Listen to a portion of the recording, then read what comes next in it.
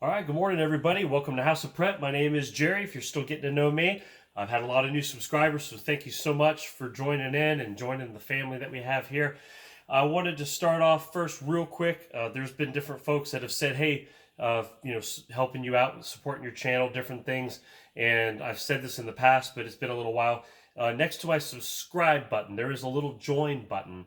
If you'd like, you could hit the join button, and you could do like a small amount each month that would allow you to be like a member of the channel and shows your support. You get like these little fun little like house icons that would show up on your name when you comment to show that, hey, I support House of Prep. Again, it's no obligation. Obviously, if you don't have a lot of money, I want you to focus on your family first and your preps first. This is just a fun little thing, just a small amount. Like I said, it just to add support in the House of Prep channel. So if you'd like to do that, there is also a link in the description of this video. You could go to that link, click that, and then it would show you to join. And there's information that shows you what to do and your choices that you could do. And it's real simple to do. It's through YouTube, so it's secured that way. Some people are like, hey, I don't like doing that kind of stuff, and that's fine. No obligation. There's no pressure for that, but it is a fun way to support the channel. So I got an email this morning from Dave. So Dave, if you're watching, you can jump in and comment. Dave said, hey, there's this huge storm coming through, okay? He says he lives in Indiana, and a storm, they're predicted, maybe starting Monday and maybe into the week a little bit. They said for their area that it could be possibly one of the biggest storms they've had maybe in 35 years, if it comes to fruition, right? So, obviously the prepping and things for that. Well, he woke up early this morning and the house was freezing cold. And he's like, well, what's going on? So he got up and he checked his thermostat. Sure enough, it was set 70 plus degrees. Should have been fine, but it had already been dropping down below, 60 or so. And he's like, what's going on? And found out he was totally out of liquid propane. And here the storm's coming, and he's like, oh, it's like a punch in the gut, right? Like, how could I have forgotten to check my liquid propane? And Dave, it's okay. Don't beat yourself up, brother. We've all done this many times. I'm sure the stories will start hitting the comment section of people like, oh, I did this and I did that. And it's fun to share those stories. And the reason why is because it could help somebody else. That's why we share stories. That's why Dave shared his story.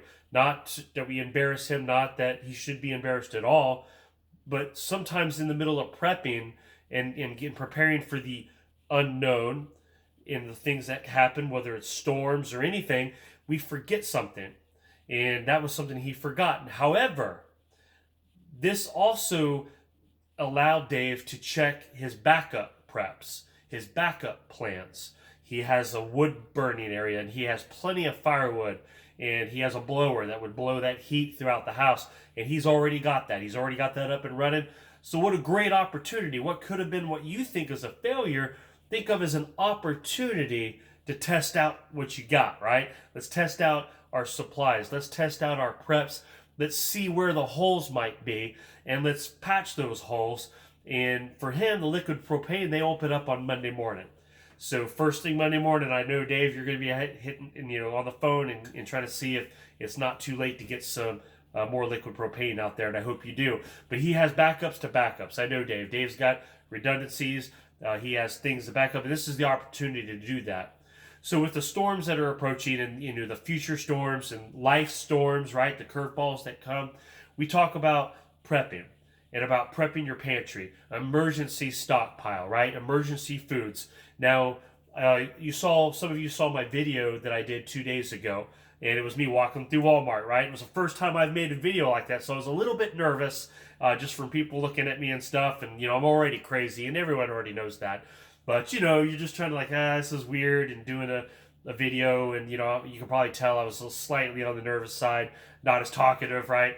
So, that wasn't to produce fear, okay? Sure, the overall food is abundant. I say that all the time. You can find food everywhere. You can order food. You can have food delivered to your front door. So when we talk about food shortages, What we're talking about is pay attention to the worldwide scheme of things.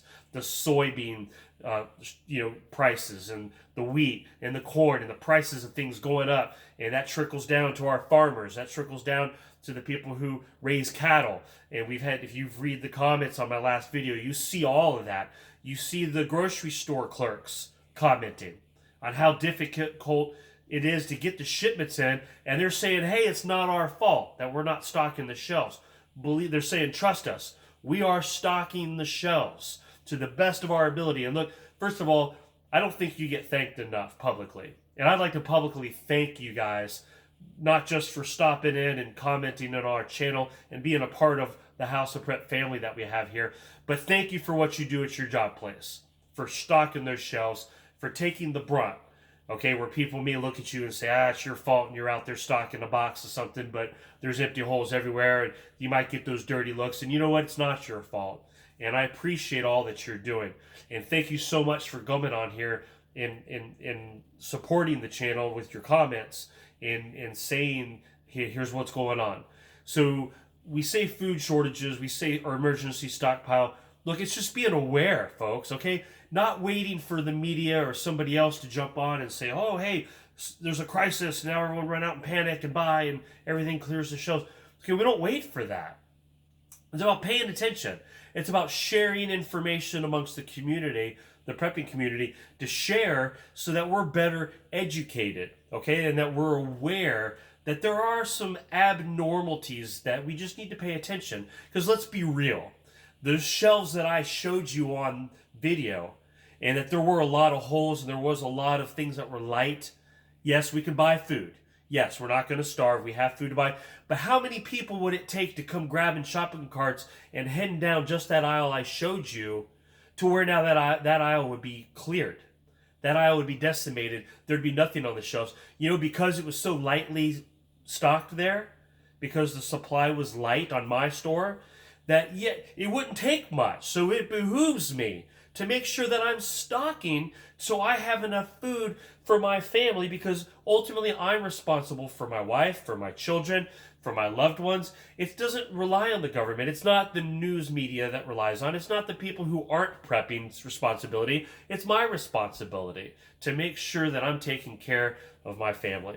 So when we're starting to talk about stocking your pantry and such, it's about being prepared. Now look, I know on my channel especially, there's a lot of new preppers. There's some preppers that say, hey, I prepped for a little while, I had to tap into it, now I'm starting over again. And that's fine. Start over. It's okay. Look, don't get discouraged. It's a methodical thing. Don't feel like you got to run out and drop $500 and buy up everything you can possibly fit into your car on day one. You don't have to do that. Now, when you hear of a storm coming, when you hear of some things, look, go buy you an extra bag of beans, an extra bag of rice, and it doesn't cost, 20, 30 bucks just to get some staples, okay? Some extra peanut butter, an extra bread, and yes, they're going to grab all the milk and the eggs, and you know that that's all gone. And see, that's why I had went Thursday. I had already looked ahead at the forecast. I went Thursday, I made my little video, and I picked up all the essentials ahead of time, knowing that we're entering that season where the storms are coming, and there's no reason to wait.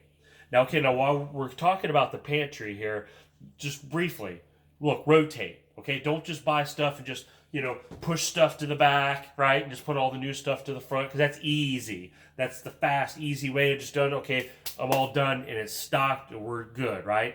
No. You want to take stuff, you're going to have to move it out of the way. You're going to have to put the new stuff up in the back, behind stuff, right? And then you kind of re-put the older stuff in the front. That's a good habit to get into. You're saying, well, yeah, this thing's got 2 or 3 years on it. Look, you'd be surprised after how much times go by, and you start digging back to it, all of a sudden you're like, whoa, this thing's been back here for 20 years. Just get in the habit. It's a good rotation, whether it's in your refrigerator over here or it's in anything. Just get in the habit of rotating your freezers. Rotate that stuff. Rotate it around.